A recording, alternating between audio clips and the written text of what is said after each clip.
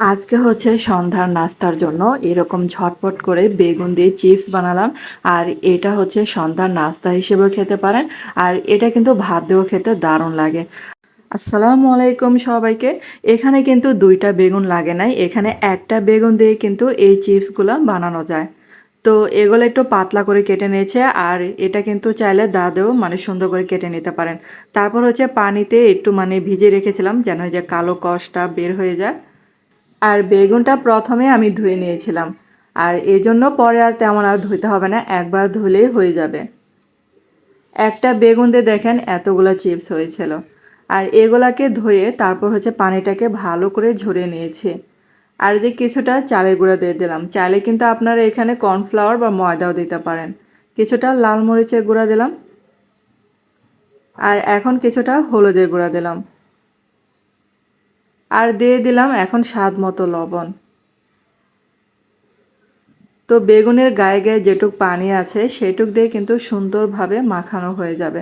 আর যদি দেখেন যে চালের গুঁড়াটা একদমই বেগুনের সাথে লাগছে না, সেক্ষেত্রে অল্প একটু পানি ছিটিয়ে দিতে পারেন, তাহলে সুন্দরভাবে চালের গুঁড়াটা বেগুনের গায়ে গায়ে লেগে থাকবে।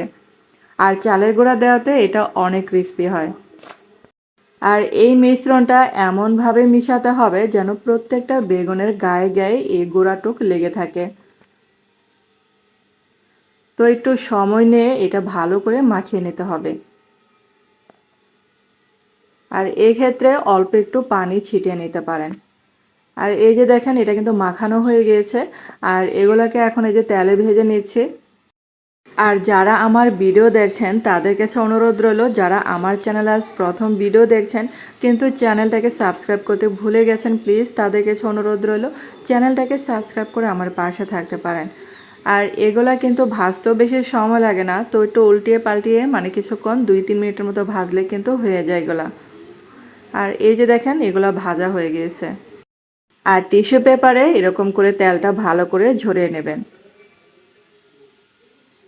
আর এই যে দেখেন কতটা যে ক্রিস্পি হয়েছে।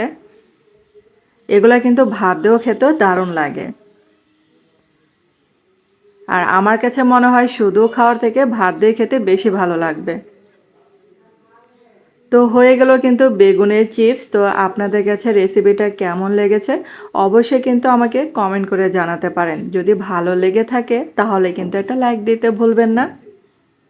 তো এটা অনেক কম সময়ে ঝটপট হয়ে যায় এই চিপসগুলো।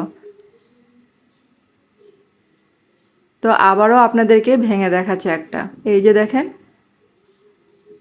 উপরেটা ক্রিস্পি আর ভিতরেটা থাকে জুসি।